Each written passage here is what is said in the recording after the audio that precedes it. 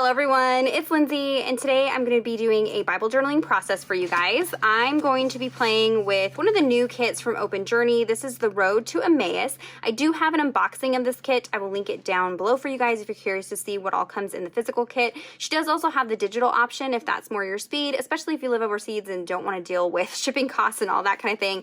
The digitals are great, but like I said, I'll link that unboxing and you can see everything that comes in it. So I just opened it up and started reading it. I'm a little late to the game. This came out before Easter, but I've been really just lacking, one, time when everybody is quiet, and two, just creativity. So I thought, what better way to get creative than to pull out one of Ingrid's kits, because it always inspires me to get messy and play with paint. So I read through the first part of the devotional here, and before even jumping into the meat of the devotional, I wanted to journal this Psalm 148 that she has here in the entry. It says, "Hallelujah, praise the Lord from the heavens, praise him in the highest places, praise him all his angels." And there is a song, I'll link it down below. I'm not quite sure who it's by or what the title of the song is, but there's a line that says, "I will raise a hallelujah." And so I wanted to document that here in Psalm 148. Now I did pull out my interleaved Bible. This I have not journaled in like over 4 years, and it has a full blank page in between each page of text. And I've been seeing lots of you guys creating in one of these. I've kind of just wanted to switch things up, and I wanted a lot of space, and so this is the perfect place to create in for that. I do have an entry on the back of this page that had some embossing and things like that, so I am going to have to deal with that. So I want to show you how I deal with, bleed through and shadowing and things like that when you're, go to create on the back side of something. But I've pulled out a ton of the product that comes from the Road to Emmaus kit. I have the stamp set that comes with the kit, but I also pulled out a couple of the older stamp sets from past kits. If these are listed individually, I will link them down below. If not, I will link the kits that they came out of. I definitely wanted to use these birds, and then I wasn't sure if I wanted to use maybe some of the textures from this one. And then because it's Ingrid's kits, I love to get into mixed media and just get messy. So I recently watched a live demo by Tim Holtz, and he was playing with some of his distress paints. These have been in the market for years and years and years, and I had a couple of them but didn't really play with them. And then I was really inspired after watching his video, so I ordered way too many of these, maybe the entire collection. I only have a portion of the collection here, so we're gonna play with these. They're a water reactive paint, so they're like a super, super fluid acrylic paint that responds to water. So I just thought they would be fun to play with. May end up being a disaster. Like I said, I haven't even really tested them out yet. I also pulled out some mixed media tools. Everything will be linked down below. A brayer, a gelato, and we're just gonna get messy and have fun. So let me go ahead and put you guys on fast forward, and we'll put this entry together. Okay, so I've already got a Bible mat behind my page, and then I have a non-stick craft mat off to the side here for all of my paints. Now, I wanted to prep my page with white gesso, but when I opened mine up, it was growing mold, so that's gross. We're going to use acrylic paint instead, which ended up working just fine. So this is just some cheapy white acrylic paint, and I'm just brushing it onto the page using a paintbrush. And this is just giving me a base layer to cover up any of that ghosting that you're seeing. And also it just gives me a protective layer so that nothing bleeds through to the back side of this page. The distress paints don't seem to bleed through, but I just wanted to be, careful with it in case I was using any inks or anything like that. So some of the distress paints, the older ones, come with these dauber tops. The newer ones come with a flip top. So you can usually see when you're ordering it which top it comes with. I'll link scrapbook.com down below for you guys.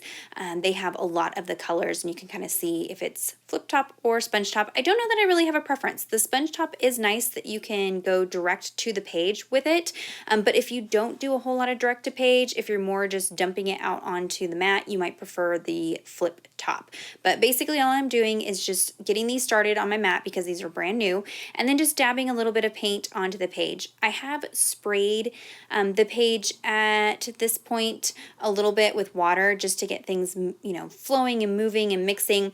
One neat thing about these is they do mix to create new colors, but they also do try to hold onto themselves, and so it keeps the color, if that makes sense, in some areas. I don't know. They are just such a unique paint and have very unique properties.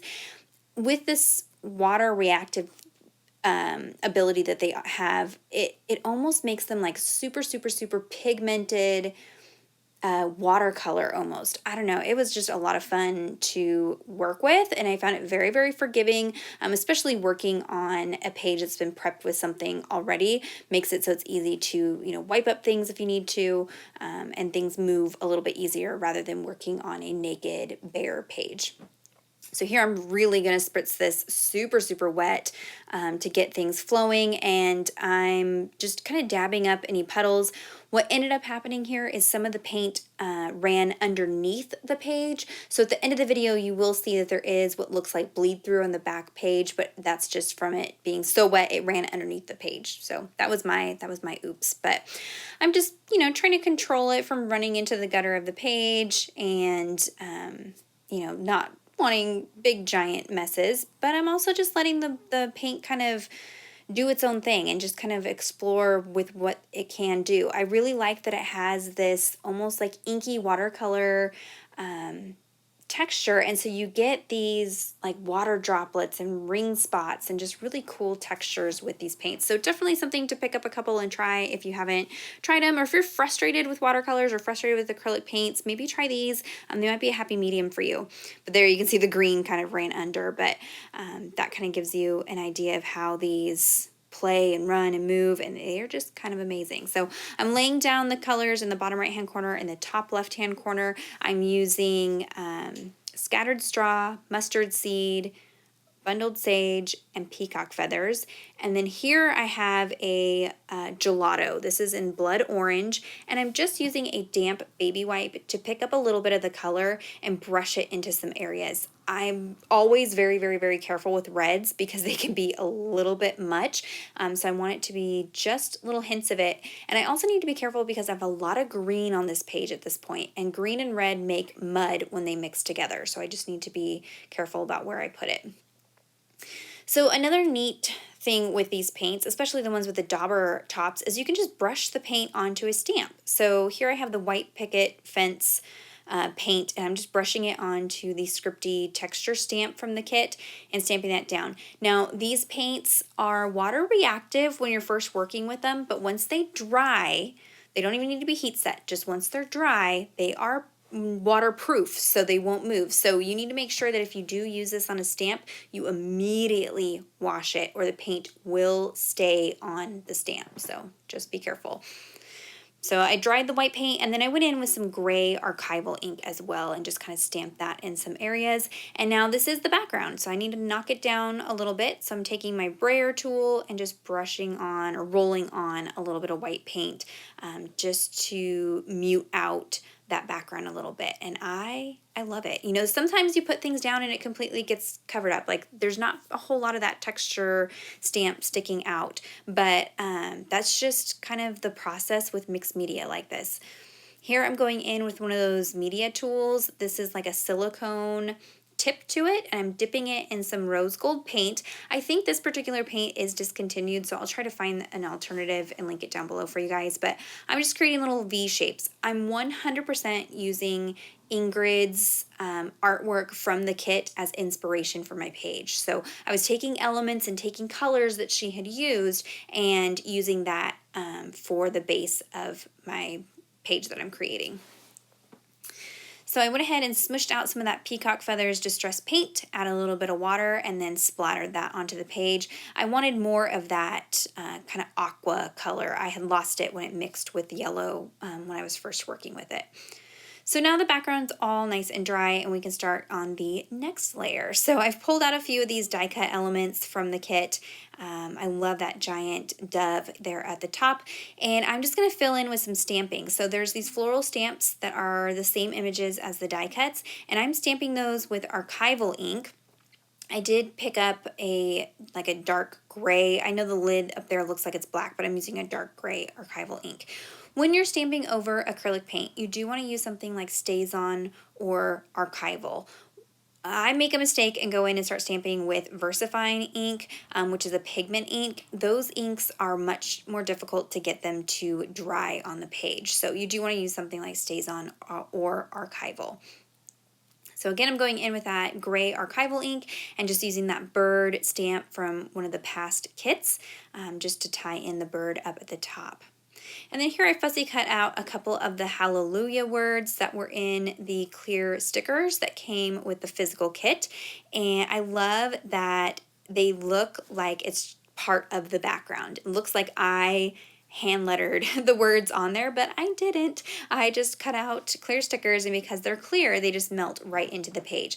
Keep in mind that you want to do this as one of your final layers. If you try to add paint over the top of these, it almost acts as a resist. So the paint is going to not adhere the same way where the sticker is as it would to the actual paper. So if you want a smooth background like I have here, you want to do that as one of your final steps to add the stickers.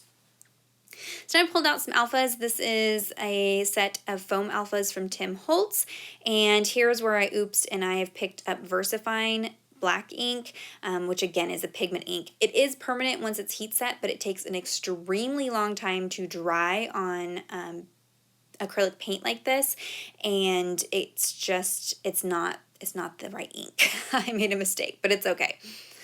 So I'm just going in and stamping these individually. I'm trying to get used to being back into a regular Bible like this where I'm working on bumpy pages. When I'm working in my illustrating Bible, I can flip the page around so that it's flat, but when we're working in this one, I want to be careful and just stamp each individual letter. That way I make sure I get a good impression when I have a lot of texture underneath that page. So I went ahead and adhered down all of those die cuts, and you'll see I heat set the word hallelujah, and then I just laid a paper towel over the top of it to pick up any excess ink.